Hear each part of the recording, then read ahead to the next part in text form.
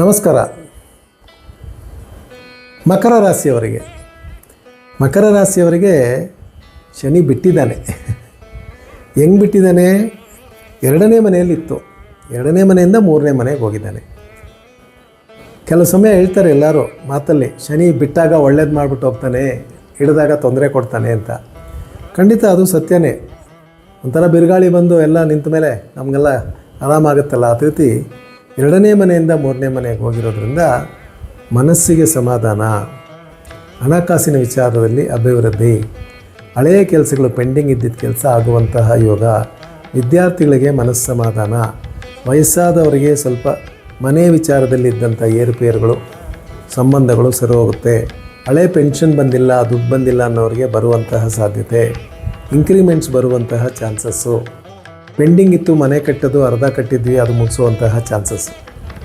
ಸಣ್ಣ ಮಕ್ಕಳಿಗೆ ಖಂಡಿತ ಆರೋಗ್ಯದಲ್ಲಿ ಏರುಪೇರಿತ್ತು, ಗಮನ ಇರಲಿಲ್ಲ, ಎಲ್ಲ ಗೊತ್ತು ಸರ್, ಏನೂ ಮಾಡಲ್ಲ, ಯಾವಾಗಲೂ ಫೋನ್ ಹಿಡ್ಕೊಂಡು ಕೂತಿರ್ತಾನೆ. ಅವ್ರಿಗೆಲ್ಲ ಒಳ್ಳೆ ಸ್ಕೂಲಲ್ಲಿ ಸೀಟ್ ಸಿಗುತ್ತೆ, ಒಳ್ಳೆ ಮೇಷ್ಟ್ರು ಸಿಗ್ತಾರೆ. ಅವರಿಗೆ ತಮ್ಮ ವೈಯಕ್ತಿಕವಾದ ಏನು ಡಿಸಿಪ್ಲಿನ್ ಅಂತ ಏನು ಹೇಳ್ತೀವಿ, ಅದನ್ನು ಶಿಸ್ತನ್ನು ಸರಿಪಡಿಸ್ಕೊಳ್ಳೋಕ್ಕೆ ಒಳ್ಳೆಯ ಅವಕಾಶಗಳು ಸಿಗುತ್ತೆ.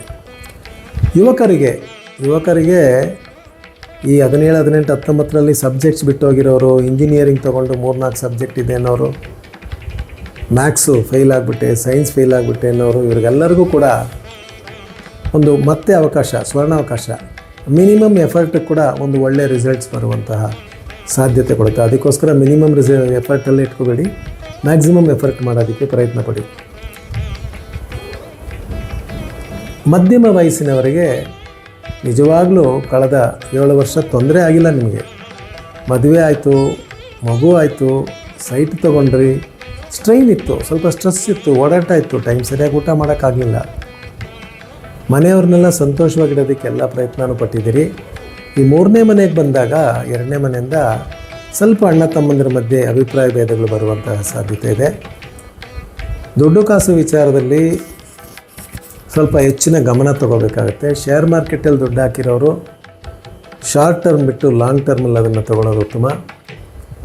ಈ ಸಬ್ಜೆಕ್ಟ್ಸ್ನ ಬಿಟ್ಬಿಟ್ಟು, ಈ ಕೆಲಸನ ಬಿಟ್ಟು ಬೇರೆ ಕೆಲಸಕ್ಕೆ ಹೋಗಲ್ಲ ಅಂದರೆ ಅದಕ್ಕೆ ಪ್ರಯತ್ನ ಮಾಡ್ಬೋದು. ಭಾಳ ಜನ ಸಾಫ್ಟ್ವೇರ್ ಇಂಜಿನಿಯರ್ಸು ಕೆಲಸ ಬಿಟ್ಬಿಟ್ಟು ಹೋಟ್ಲ್ ಮಾಡಬೇಕು, ಕೃಷಿ ಮಾಡಬೇಕು ಅಂತ ಬರ್ತಾ ಇದ್ದಾರೆ ಇತ್ತೀಚೆಗೆ. ಮತ್ತೆ ನಿಮಗೆ ಅದು ಒಂದು ಒಳ್ಳೆಯ ಸೂಚನೆ ಆದರೂ ಕೂಡ 3ನೇ ಮನೆಗೆ ಹೋಗೋದು, ನಿಮ್ಮ ಜಾತಕವನ್ನು ತೋರಿಸಿ ಆ ತೀರ್ಮಾನ ತಗೊಳ್ಳೋದು ಉತ್ತಮವಾಗಿರುತ್ತೆ. ಕೈಕಾಲು ನೋವು, ಬೆನ್ನು ನೋವು ಇರ್ತಕ್ಕಂಥವ್ರು, ಜಿಮ್ನಾಶಿಯಮ್ಗೆ ಹೋಗ್ತಾ ಇದ್ದೆ, ಅದು ನಾವು ಸರಿಯಾಗಿ ಹೋಗೋಕ್ಕಾಗಿಲ್ಲ ಅನ್ನೋರಿಗೆ ಕೂಡ ಅದನ್ನು ವ್ಯಾಯಾಮಕ್ಕೆ ಹೋಗಿ ದೇಹವನ್ನು ಸರಿಪಡಿಸ್ಕೊಳ್ಳೋವಂಥ ಉತ್ತಮವಾದಂಥ ವರ್ಷವಾಗಿರುತ್ತೆ. ವಿದ್ಯಾರ್ಥಿಗಳಿಗೆ ಹೇಳಿದೆ, ಸ್ವಲ್ಪ ಚೆನ್ನಾಗೇ ಹೋಗ್ತಾಯಿತ್ತು, 7.5 ಇದ್ದರೂ ಕೂಡ ಕಾಲೇಜಿಗೆ ಸ್ವಲ್ಪ ಚಕ್ಕರ್ ಹೊಡೆದ್ಬಿಟ್ಟು ಮನೆಯಲ್ಲಿ ಕೊನೆಯ ಮೂಮೆಂಟಲ್ಲಿ ಇದ್ದ ಕಾಲೇ ಶಸ್ತ್ರಾಭ್ಯಾಸ ಅಂತ ಓದಿದ್ರು ಕೂಡ ಒಳ್ಳೆ ಮಾರ್ಕ್ಸ್ ಬಂತು ಅಂದಿರೋರು ಕೆಲವರು ಇರ್ತೀರಿ. ಅದೇ ಥರ ಇರಬೇಡಿ. ಮುಂದಕ್ಕೆ ಸ್ವಲ್ಪ ಪ್ರಯತ್ನದಿಂದ ಇನ್ನೂ ಹೆಚ್ಚಿನ ಪ್ರತಿಭೆ ಪಡ್ಕೊಳ್ಳೋಕ್ಕೆ ಪ್ರಯತ್ನ ಪಡಿ. ಲವ್ ವಿಚಾರದಲ್ಲಿ ಮನಸ್ಸಿಗೆ ಟೆನ್ಷನ್ ಆಗುತ್ತೆ. ಕೈ ಬಿಟ್ಟೋಯ್ತು, ಅವ್ರು ಬಿಟ್ಟೋಯ್ತು, ಹಿಂಗಾಗೋಯ್ತು, ಹಂಗಾಗೋಯ್ತು, ಮನಸ್ಸು ಕೆಡಿಸ್ಕೊಂಡಿರುವಂಥ ಸಾಧ್ಯತೆ. ಆ ರೀತಿ ಮನಸ್ಸು ಕೆಡಿಸ್ಕೊಂಡ್ರೆ ವಿದ್ಯೆ ಮೇಲೆ ಗಮನ ಬರಲ್ಲ. ಅದನ್ನು ಪಕ್ಕದಲ್ಲಿಟ್ಟು ಬೇರೆ ಕೆಲಸಗಳನ್ನು ಮಾಡೋದು ಉತ್ತಮ. ಹೆಂಗಸರಿಗೆ, ಹೆಣ್ಮಕ್ಳಿಗೆ ಕಳೆದ 5 ವರ್ಷದಿಂದ ಟಿ ವಿಯಲ್ಲಿ ನೋಡಿ 7.5 ಅಂತೇಳಿ ಆ ರೀತಿ ಏನಿಲ್ಲಪ್ಪ. 5 ವರ್ಷದಲ್ಲಿ ಒಡವೆ ತೊಗೊಂಡೆ, ಯಜಮಾನ್ರು ಮನೆ ಕಟ್ಸಿದ್ರು, ಒಂದು ಸಲ ಫಾರಿನ್ ಟ್ರಿಪ್ಗೆ ಹೋಗಿ ಬಂದ್ವಿ, ಇದೆಲ್ಲ ಆಗಿರುತ್ತೆ. ಆದರೆ ಮನುಷ್ಯನಿಗೆ ಏನಾಗ್ಬಿಟ್ಟಿದೆ ಅಂದರೆ, ದುಡ್ಡು ಖರ್ಚು ಮಾಡಿ ಸಂತೋಷ ಪಡ್ಕೋತೀವಿ ನೋಡಿ, ಅದರಲ್ಲೆಲ್ಲ ಮನಸ್ಸಿರಲ್ಲ. ಏನೋ ಬೆಳೆದೇ ಇರೋದಕ್ಕೆ ಹುಟ್ಟು ಕೊಟ್ಬಿಟ್ಟು ಅಥವಾ ಏನಾದರೂ ಕಷ್ಟ ಬಂದರೆ ಅದನ್ನೇ ದೊಡ್ಡದಾಗಿ ಹೇಳ್ಕೊತೀವಿ. ಇಲ್ಲ, ಹೆಣ್ಮಕ್ಳು ಸುಖ ಸಂತೋಷ ಅನುಭವಿಸಿದಿರಿ, ತಂದೆ ತಾಯಿ ಮನೆಯಿಂದ ಒಳ್ಳೆಯ ವಿಚಾರಗಳು ಬಂದಿದೆ, ಮಕ್ಕಳಾಗದೇ ಇರೋರಿಗೆ ಮಕ್ಕಳಾಗಿದೆ. ಇನ್ನು ಮುಂದಕ್ಕೆ ಅದನ್ನು ಬೆಳೆಸೋದು, ಅದನ್ನು ಮುಂದಕ್ಕೆ ತೊಗೊಂಡೋಗೋದು ನೆಕ್ಸ್ಟ್ 2.5 ವರ್ಷದಲ್ಲಿ ಹೆಂಗಪ್ಪ ಅಂದರೆ ಒಳ್ಳೆಯ ಕೆಲಸ ಸಿಗುವಂಥ ಚಾನ್ಸಸ್ ಇದೆ. ಅರಿಯರ್ಸ್ ಏನಾರು ಇದ್ದರೆ ಬರುತ್ತೆ. ಸರ್ಕಾರದ ಉದ್ಯೋಗದವರಿಗೆ ಸ್ಥಾನಪಲಾಟ ಒಳ್ಳೆ ಕಡೆಗಾಗುತ್ತೆ. ಹೆಣ್ಣುಮಕ್ಕಳಿಗೆ ಓವರಾಲ್ ಈ 7.5 ಏನು ಒಳ್ಳೇದು ಕೊಡ್ತು, ಅದನ್ನು ಹಂಗೆ ಎಕ್ಸ್ಟೆಂಡೆಡ್ ಪೀರಿಯಡ್ ಅಂತ ಹೇಳ್ತೀವಿ. ಸ್ವಲ್ಪ ಅಣ್ಣ ತಮ್ಮ ಅಕ್ಕ ತಂಗಿಯರ ಜೊತೆ ಅಭಿಪ್ರಾಯ ಭೇದ ಇದ್ದರೆ ಅದು ಸರಿಪಡಿಸ್ಕೊಳ್ಳುವಂತಹ ವರ್ಷವಾಗಿ ಕೂಡ ಇರುತ್ತೆ. ಸ್ವಲ್ಪ ಕೋಪ ಹೆಚ್ಚಾಗಿರುತ್ತೆ ನಿಮಗೆ, ಅದನ್ನು ಸರಿ ಕೋಪ ಅಂದರೆ ಒಂದೇ ಸಲ ತೋರಿಸಲ್ಲ, ಯಾವತ್ತೋ ಹೇಳಿದ್ದನ್ನು ಯಾವತ್ತೋ ಇನ್ನೊಂದು ದಿವಸ ಅವತ್ತು ಹಂಗೆ ಮಾಡಿದ್ರಿ ಅಂತ ಹೇಳ್ತೀರಾ. ಖಂಡಿತ ಸಮಾಧಾನದಿಂದ ಮಾತಾಡೋದ್ರಿಂದ ಒಳ್ಳೆಯ ಉತ್ತಮವಾದ ಫಲಗಳು ಸಿಗುತ್ತೆ. ಉದ್ಯಮಿಗಳಿಗೆ ಸಾಡೆಸಾತಿಯಲ್ಲಿ ಭಾಳ ಕೆಲಸ ಆಯಿತು ಸರ್, ದುಡ್ಡು ಬಂತು ಸರ್, ಆದರೆ ಯಾವುದಕ್ಕೋ ಇನ್ವೆಸ್ಟ್ಮೆಂಟ್ ಮಾಡಿಬಿಟ್ಟಿದ್ದೀವಿ, ಅದು ರಿಟರ್ನ್ಸ್ ಬಂದಿಲ್ಲ ಅನ್ನೋರಿಗೆ ಖಂಡಿತ ಬರುತ್ತೆ. ಕೆಲಸಗಾರರು ಸರಿಯಾದ ಕೆಲಸಗಾರರು ಸಿಗ್ತಾರೆ. ಎಕ್ಸ್ಪ್ಯಾನ್ಷನ್ಗೆ ನೀವು ಹೋಗಬೇಕು ಅಂದರೆ ಖಂಡಿತ ಮಾಡ್ಬೋದು. ಅಂದರೆ ಮೂರನೇ ಮನೆ ಕೆಟ್ಟ ಮನೆಯೇ. ಕೆಟ್ಟ ಮನೆ ಅಂದರೆ ಅದು ಒಳ್ಳೇದು ಕೊಡೋ ಮನೆಯಲ್ಲ, ಆದರೂ ಕೂಡ ನಿಮ್ಮ ಪ್ರಯತ್ನಕ್ಕೆ ಸಮನಾದ ಫಲ ಕೊಡುವಂತಹ ಗ್ರಹವಾಗಿ ಅದಿರುತ್ತೆ. 3, 6, 8, 12 ಬಂದುಬಿಟ್ರೆ ಕೆಟ್ಟದು ಅಂತಾರೆ, ಅರ್ಥ ಹಂಗಲ್ಲ. 6ನೇ ಮನೆಯಲ್ಲಿ ಶನಿ ಯಜ್ಞ ಒಳ್ಳೇದು ಮಾಡ್ತಾನೋ, 3ನೇ ಮನೆಯಲ್ಲಿ ಕೂಡ ಅದಕ್ಕೆ ಅರ್ಧ ಮಾಡ್ತಾನೆ. ಅಷ್ಟಮ ಶನಿ ಭಾಳ ಕಷ್ಟ ಕೊಟ್ಟರೆ ಅರ್ಧಾಷ್ಟಮ ಕಮ್ಮಿ ಕಷ್ಟ ಕೊಡುತ್ತೆ ಅಂದಂಗೆ 6ನೇ ಮನೆ ಶನಿ ಒಳ್ಳೇದು ಮಾಡಿದ್ರೆ 3ನೇ ಮನೆ ಶನಿ ಅದರಲ್ಲಿ ಅರ್ಧ ಆದರೂ ಖಂಡಿತ ಒಳ್ಳೇದು ಮಾಡ್ತಾನೆ.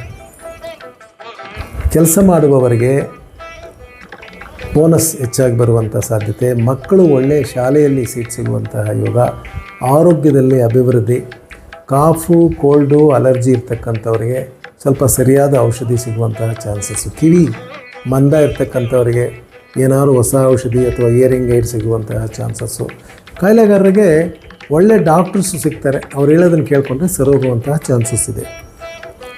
ಮಾಧ್ಯಮದವರಿಗೆ, ಸಿನಿಮಾದವರಿಗೆ, ಟಿ ವಿಯವರಿಗೆ ಚೆನ್ನಾಗಿತ್ತು ಸರ್, ಹೆಂಗೋ ಒಂದು 2 ಸೀರಿಯಲ್ಲೇ 7 ವರ್ಷ ಎಳೆದ್ಬಿಟ್ವಿ, ಇನ್ನು ಮುಂದಕ್ಕಿದೆಯಾ ಅಂದರೆ ಬೇರೆ ಉತ್ತಮವಾದ ರೀತಿಯಲ್ಲಿ ಏನಾದರೂ ಫಲಿತಾಂಶ ಸಿಗುತ್ತೆ. ಆದರೆ ಅಷ್ಟು ನಿಮಗೆ ದುಡ್ಡು ಕಾಸು ಬರೋದಿಲ್ಲ.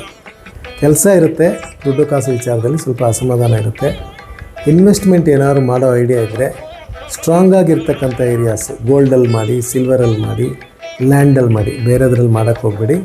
ಸಿನಿಮಾ ತೆಗೆಯುವ ಆಸೆ ಅಥವಾ ಟಿ ವಿ ಸೀರಿಯಲ್ ತೆಗೆಯುವ ಆಸೆ ಇರ್ತಕ್ಕಂಥವ್ರು ಈ 3ನೇ ಮನೆಯಲ್ಲಿದ್ದಾಗ ಪಾರ್ಟ್ನರ್ಶಿಪ್ಪಲ್ಲಿ ಹೋಗಿ ಸ್ವಂತವಾಗಿ ಹೋಗೋದು ಒಳ್ಳೆಯದಲ್ಲ. ವಯಸ್ಸಾದವರಿಗೆ ಈ ವರ್ಷ 3ನೇ ಮನೆಗೆ ಅಂದರೆ ಈ ವಯಸ್ಸಾದವರಿಗೆ 3ನೇ ರೌಂಡ್ ಶನಿ ಬಂದಿರುತ್ತೆ. ಕಳೆದ 6-7 ವರ್ಷದಲ್ಲಿ 2-3 ಆಪ್ರೇಷನ್ ಆಗೋಯ್ತು ಸರ್, ಕೈಕಾಲು ನೋವಿತ್ತು, ಏನೋ ಹೊಟ್ಟೆ ಆಪ್ರೇಷನ್ ಆಯಿತು, ಹೆಣ್ಮಕ್ಳು ಹೊಟ್ಟೆ ಆಪ್ರೇಷನ್ ಆಯಿತು ಅನ್ನೋದು, ಗಂಡು ಮಕ್ಕಳು ಪ್ರೋಸ್ಟೇಟ್ ಗ್ಲ್ಯಾಂಡ್ ಆಯಿತು ಅನ್ನೋದು, ಇದೆಲ್ಲ ಚೇತರಿಸ್ಕೊಳ್ಳೋಕ್ಕೆ ಸ್ವಲ್ಪ ಅವಕಾಶ ಸಿಗುತ್ತೆ. ಈಗ ಖರ್ಚು ಎಷ್ಟು ಹೆಚ್ಚಾಗಿತ್ತು, ಅದನ್ನು ಹೆಂಗೆ ಸರಿಪಡಿಸೋದು ಗೊತ್ತಿಲ್ಲ ಅನ್ನೋರಿಗೆ ನಿಮ್ಮ ಜೊತೆ ಹುಟ್ಟಿದವರು, ನಿಮ್ಮ ಸಂಬಂಧಿಕರು ನಿಮಗೆ ಅನುಕೂಲವಾಗಿ ಮಾತಾಡೋದು, ನಿಮಗೆ ಸಹಕಾರಗಳು ಮಾಡೋದು ಸಿಗುತ್ತೆ. ಊಟ ಉಪಚಾರ ವಿಚಾರದಲ್ಲಿ ಈ ರುಚಿನೇ ಇಲ್ಲ, 4-5 ವರ್ಷದಿಂದ ಏನು ತಿಂದರೂ ಸರಿ ಇಲ್ಲ ಅನ್ನೋರಿಗೆ ಸ್ವಲ್ಪ ಅಡುಗೆ ವಿಚಾರದಲ್ಲಿ, ಊಟ ಉಪಚಾರ ವಿಚಾರದಲ್ಲಿ ಮನಸ್ಸಿಗೆ ಸಮಾಧಾನ ಸಿಗುತ್ತೆ.